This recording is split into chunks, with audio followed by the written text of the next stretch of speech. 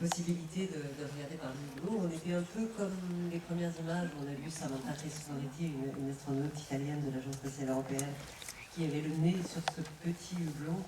Là, on a vraiment des images merveilleuses. On se rend compte à quel point, effectivement, cette planète est une magnifique beauté. Moi, j'ai trouvé beaucoup de poésie retransmise par ces images. Et puis, un commentaire qui met effectivement en évidence ce que tout astronaute ramène.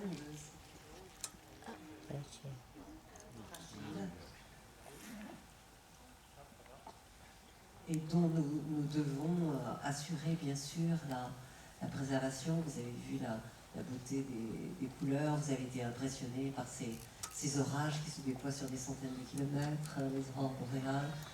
Les visions de nuit sont absolument magnifiques. Moi j'ai des souvenirs de ces visions de nuit. Oui, c'est un très beau film. Oui, beaucoup d'émotions, de revivre un peu dans cette salle. C'est ce qui rapproche le plus de l'expérience réelle, de regarder des films IMAX tournés par les collègues astronautes. Et effectivement, de voir ce grand champ de vue changer très vite, être très beau parce que la Terre abrite la vie. Alors la Terre, elle n'est pas fragile, vous voyez les ouragans, vous voyez des éclairs, vous voyez des volcans, c'est la vie qui est fragile. Et quand on voit à l'horizon cette couche de gaz qui est très mince, on se dit qu'on tient pas, la vie ne tient pas à grand chose. Et le message qu'on retient de ce film, on ressent tous le message final que la Terre est un vaisseau spatial. Alors on n'a pas détaillé la vie à bord, mais vous avez compris que dans la Station spatiale internationale, les astronautes sont les champions de l'anti-gaspillage et du recyclage. Et si on applique ces règles sur Terre, on peut les appliquer. Il y a des technologies, d'ailleurs certaines qui ont été développées pour l'espace sont déjà appliquées sur Terre. On peut apprendre à vivre très longtemps sur ce vaisseau spatial parce que un jour il n'y aura plus d'humains sur Terre, mais dans très longtemps. Mais ça, c'est les lois de la nature. Et si on veut pérenniser l'espèce humaine, il faut apprendre à vivre ailleurs. On a largement le temps, on a des milliers, centaines de milliers, millions d'années pour ça. Mais il faut apprendre. Et ce regard de la Terre depuis l'espace, on l'appelle l'overview effect. C'est à la fois l'aspect sensoriel, émotionnel, intellectuel. Et on rêve tous que tous les humains puissent vivre cette expérience. Moi, mon fantasme d'astronaute, c'est de voler aussi longtemps que certains collègues russes à qui vous montrez une photo de n'importe quel endroit sur Terre. Ils vous disent comment ça s'appelle et où ça se trouve. Ils connaissent visuellement la planète Terre par cœur. Pas besoin de sortir un atlas. Dès qu'il n'y a pas de nuages et qu'ils reconnaissent un estuaire, une côte, ils connaissent tous les pays, toutes les villes, les grandes villes, les estuaires, les fleuves. Et connaître sa planète par cœur, c'est l'idéal. Et puis on est tous amoureux de la planète quand on la voit depuis si haut. Merci.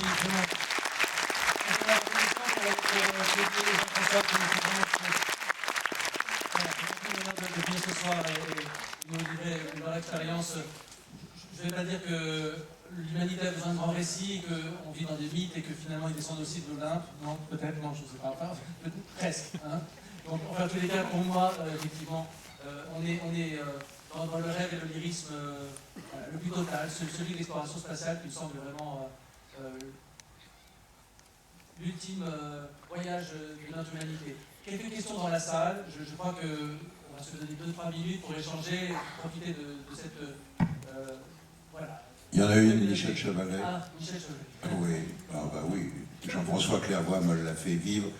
Juste, Jean-François, est-ce que ces images traduisent réellement ce qu'est la vie à bord, avec ses émotions, ses sensations, l'idée d'un grand capharnaüm, quand on le voit? Est-ce que c'est bien cela?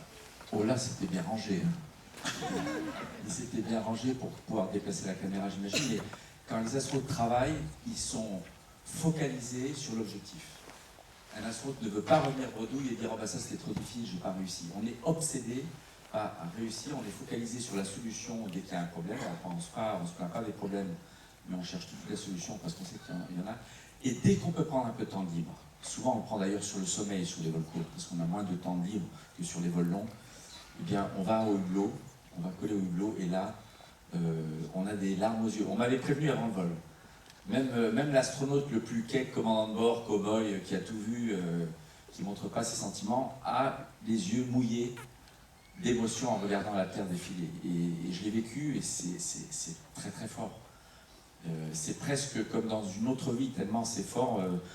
on se pince entre collègues dans l'espace en se disant, tu te rends compte, on a la chance d'être là, de vivre ça et de le partager avec d'autres. C'est pour ça qu'on prend des photos, parce que le seul moyen de partager après, c'est les images, c'est ça. Voilà, Et on nous dit avant, n'oubliez pas de prendre des photos. Parce que si vous revenez après juste avec les mots, c'est pas facile. Mais vous l'avez vécu. Vous vous êtes rapproché au plus près de ce qu'est être vous-même dans l'espace grâce à ce film. Une question ou deux d'assistance. Le jeune public qui est venu assez en nombre, je crois que... Est-ce qu'il y en a qui sont venus de l'école de Lafayette, par exemple? Oh, formidable.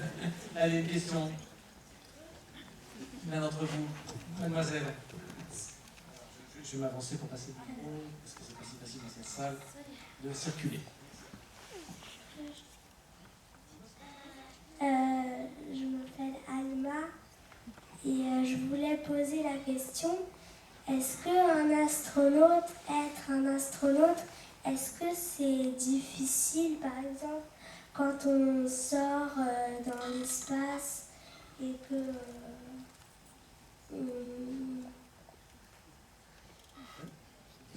Est-ce que c'est difficile?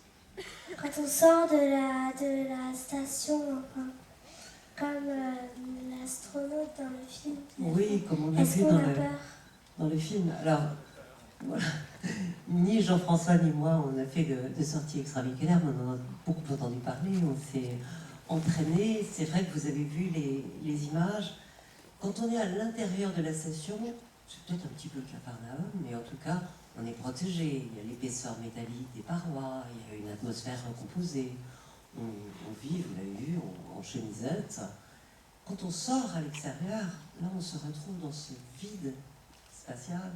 On se retrouve avec ces différences de température, selon qu'on est du côté éclairé par le soleil ou à l'ombre, entre moins 150 et plus 150 degrés. Donc on sort avec cette énorme combinaison, ce scaphandre, où on porte sur soi tout ce qui permet de vivre, à la fois de se protéger des radiations, de ces variations de température. Ça nous apporte l'oxygène pour respirer, ça permet d'extraire le gaz carbonique pour s'intoxiquer au fur et à mesure des 6 heures, 7 heures que dure une sortie extravéhiculaire. Donc je crois que c'est très très impressionnant. C'est un moment pour lequel il y a de très très longs entraînements dans le scaphandre en champ de dépressurisation, entraînement dans une piscine, parce qu'une piscine dans laquelle on a plongé une grande maquette de la station et on apprend à se déplacer tout autour de la station. Tu as vu les images à l'extérieur de la station, à quel point c'est complexe, à quel point pour aller installer une expérience sur une plateforme, pour aller réparer un endroit, il faut vraiment arriver à se repérer, à avoir une très très bonne connaissance. Alors on s'entraîne longuement. On a tous des années d'entraînement. On pense tous à Thomas Pesquet. Donc Il nous a écrit. Eh ben voilà, il nous a écrit Thomas, en plus. Formidable. Thomas, il va partir dans la nuit du 15 novembre, du 15 au 16 novembre. Et il s'est entraîné pendant 7 ans pour préparer cette mission. Il s'est préparé pour des sorties extravéhiculaires. Il y en a 4 prévus au programme. Il ne sait pas combien il va en faire, mais je crois qu'il est très très impatient à la fois de partir après ce long entraînement. On l'a eu tout récemment au téléphone. Il nous disait qu'il se sentait hyper prêt, qu'il connaissait par cœur chacun des systèmes. Alors à bord de la station, il y a des médecins, des chercheurs, des ingénieurs, des gens de toute formation, mais on s'entraîne très très longuement pour pouvoir à la fois utiliser cette station comme le très beau laboratoire qu'elle est, et puis pour vous ramener aussi nos sensations, nos perceptions. Qu'est-ce que ça fait de voler dans l'espace? Qu'est-ce que ça fait de devoir tout ranger? On a vu Samantha boire un café dans une petite tasse, mais vous imaginez bien que ça c'est un peu sophistiqué comme système. Les petites bulles du shampoing d'André à bord, il faut vraiment tout surveiller, tout ranger, tout bien savoir où on en est pour bien faire le programme, pour tenir la station dans un bon état. On est vraiment super entraîné et Thomas, je suis sûre qu'il est parfait avec son équipage et on attend avec impatience qu'il nous envoie d'autres messages comme ça. Il sait qu'il est là aussi pour nous faire partager son expérience. Merci.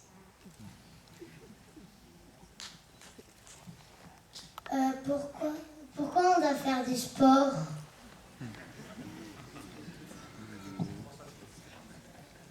Alors, en fait, sur Terre, ton corps doit constamment compenser ton poids. Pour tenir debout, pour tenir assis, tu contractes des muscles.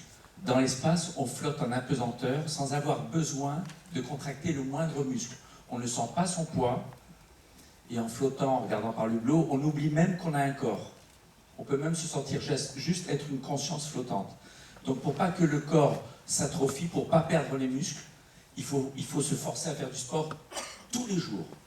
Il y a 2 heures par jour programmées de sport pour chaque astronaute. Et tu as vu que le tapis roulant, il n'était pas par terre. Hein, il peut être au mur de droite, au mur de gauche, au plafond. On utilise les 3 dimensions de la station. D'ailleurs, une fois, je faisais du vélo dans l'espace, en voyant défiler par les hublots au-dessus de moi la Terre dans le même sens que mon pédalage. Et j'avais l'impression que c'était mon pédalage qui me faisait parcourir la Terre à 28 km/h. Et j'écoutais la musique du Grand Bleu en même temps, c'était fantastique.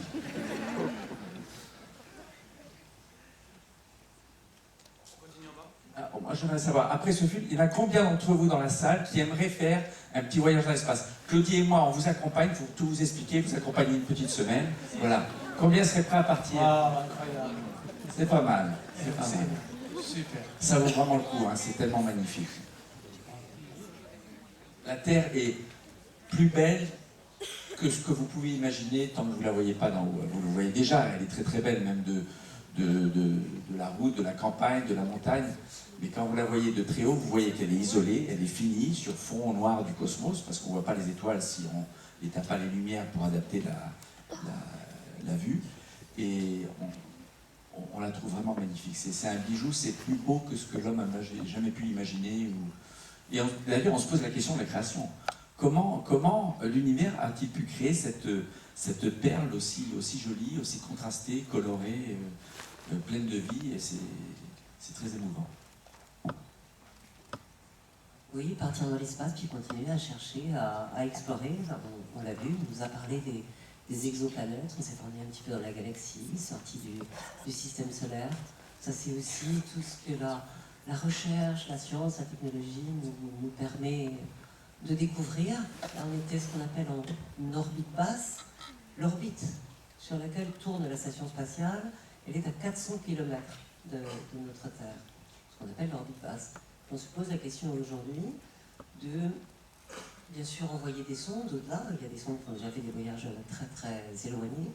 Et puis que l'homme cherche encore ses limites et aille plus loin. Alors on parle de Mars, on parle de la Lune.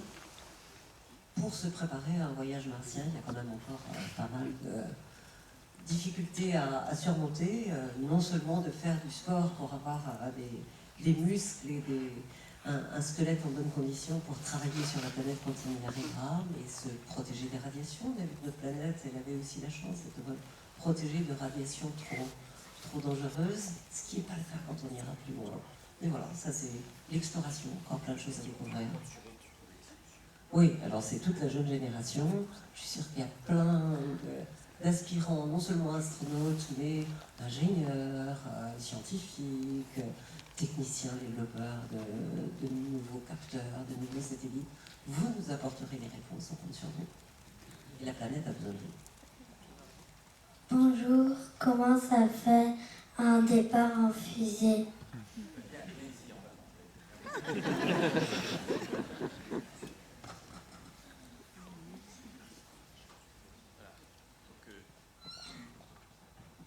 Tu te mets les pieds là, tu te penches un peu en arrière, fais-moi confiance, je te tiens, lâche.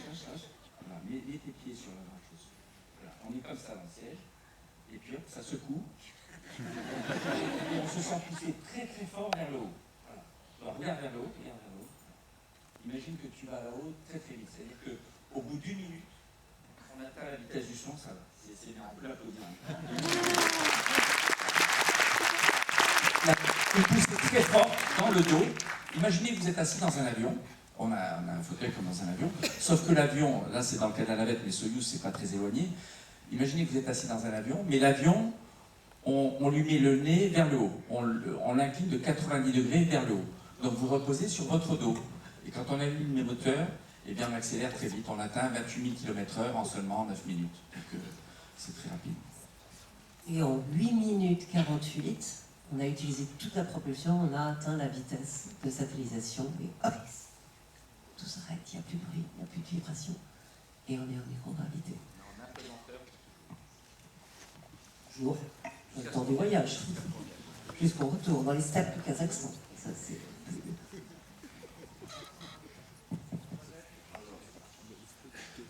J'ai une question parce que vous parlez de vitesse. Pardon. Oui, je suis là. Par rapport à la vitesse, je voulais savoir si les images qu'on voit défiler de la Terre sont prises à la vitesse à laquelle vous tournez autour de la Terre, ou est-ce que c'est un effet de tournage ou de montage? C'est à peu près la vitesse. La France, on traverse la France en 2 minutes. Vous ne pouvez pas vous dire « Oh, c'est chouette, je vais prendre une photo, c'est trop tard ». On ne réussit que les photos, les films qu'on a préparés à l'avance en sachant que dans telle orbite dans le futur, il y aura tel éclairage du soleil, on met telle exposition, etc. Mais la vitesse nous fait faire le tour de la Terre en 1h30, donc ça fait 16 tours du monde par jour. On voit le soleil se lever ou se coucher toutes les... alors le lever de lune était un peu accéléré, légèrement accéléré, mais on voit le soleil se lever ou se coucher toutes les 45 minutes. Si on est sur une orbite inclinée par rapport au plan de l'équateur, c'est le cas de la station spatiale, toutes les 45 minutes, on change de saison. L'hiver, l'hémisphère nord est tout blanc, et puis les 45 minutes suivantes, on survole l'hémisphère sud, où c'est l'été. Donc il y avait certaines scènes légèrement accélérées, d'autres qui étaient à vitesse de défilement constant. Voilà. Imaginez que vous êtes à la verticale des Pyrénées, 2 minutes plus tard, vous êtes au-dessus de la Belgique.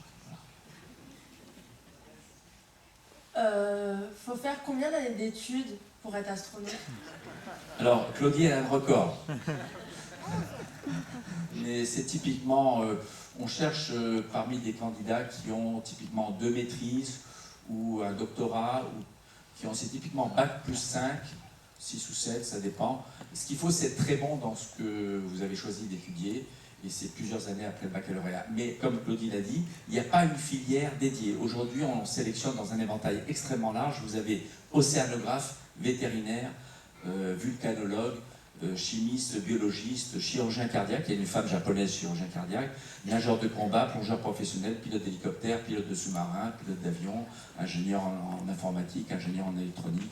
Mais dans les métiers les professions les plus diversifiées, c'est dans le domaine scientifique.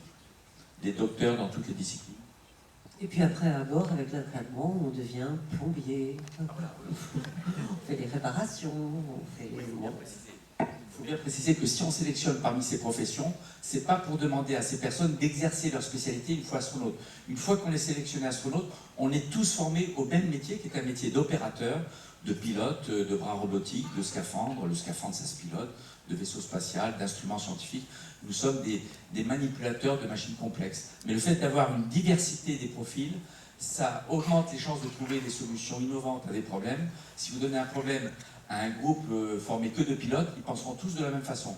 Mais si vous mettez si vous donnez un problème à un groupe, à un équipage où il y a un vulcanologue, un chirurgien cardiaque, un ingénieur, un pilote, un médecin, eh bien, ils ont plus de chances d'être innovants dans leur recherche d'une solution à un problème inconnu.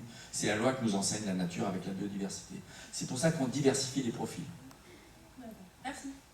Et puis je rajoute pour la diversité culturelle, parce que là vous avez vu, il y a des Japonais, il y a des Russes, il y a des Américains, il y a des Européens de différentes nationalités, il y a des Chinois, pas dans la Station Spatiale Internationale, mais on est en train de travailler à des programmes en coopération, donc il faut au moins parler 3 langues. Alors on ne les a peut-être pas au début quand on est sélectionné, mais ça fait partie aussi de notre entraînement, et je vous le dis à vous, jeunes gens, hein, avoir... au moins une langue de plus que votre langue maternelle, c'est vraiment indispensable dans la vie aujourd'hui. Bonsoir, une question aussi, je suis là. Frédéric, je voulais vous demander s'il était arrivé d'avoir une crise de claustrophobie et comment vous êtes amené à gérer ces phases, soit par l'entraînement, soit en cours dans le vaisseau. Il y a déjà une sélection très, très importante. Hein. C'était combien la sélection de l'Agence spatiale européenne, celle de 2008, combien de candidats? 8000 candidatures acceptables, ils étaient 6 sélectionnés, hein, Thomas Pesquet, Samantha et puis 4 autres collègues. La sélection à laquelle on a été sélectionnés tous les deux, c'était 7 sélectionnés sur plus de 1000 candidats. Donc à mon avis, les claustrophobes, ils font pas partie de la sélection, de ceux qui restent. Parce que bon, la sélection, c'est quand même une sélection physiologique et médicale assez intensive.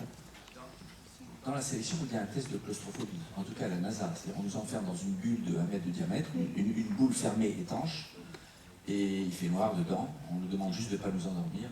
Mais de toute façon, si dans l'espace vous avez un sentiment de claustrophobie, vous vous collez le nez au hublot, et puis là, ça disparaît tout de suite. Mais vous ne pouvez pas ouvrir la fenêtre. Mais comment Dernière question. Oui. comment on arrive à emporter l'oxygène? Imagine que tu emmènes, c'est la même façon dont tu amènes de l'eau dans ta gourde dans la voiture. Quand tu pars en voyage, tu as tes bagages, et puis tu as un petit sac à dos, et dedans tu as ton sandwich, tu as de la gourde. On fait la même chose dans notre vaisseau. Eh bien, on part avec des bagages et on a de l'oxygène, de l'eau, de la nourriture. Alors, comme on n'en a pas assez pour toute la durée du vol, on fait venir régulièrement, comme le film le montre très bien, des vaisseaux automatiques, des vaisseaux cargo. C'est comme des camions de l'espace. Il n'y a personne à bord, ils arrivent en automatique, ils s'accostent à la station, on ouvre la porte, et là, on retire dedans la nourriture, les vêtements, l'eau. Alors vous savez, vous avez entendu, l'eau vient beaucoup du recyclage. On recycle 100% de l'urine. On en récupère de l'urine, on récupère à peu près 80-85% d'eau potable. Et on la récupère aussi de la condensation, de la respiration. Donc on recycle beaucoup, mais de temps en temps, il faut quand même amener des vivres. Et ça, on le fait par des vaisseaux soit automatiques, soit dans les valises qu'on amène avec nous. J'espère qu'on a répondu à 1/10 ou 1/100 ou 1/1000 de vos questions. Merci 1000 fois, Claudie, Jean-François. C'est un grand honneur de vous avoir eu ce soir. Et une inspiration. Revenez avec votre famille, vos amis, revoir le film. On s'en lasse pas. Je vous propose de descendre et de sortir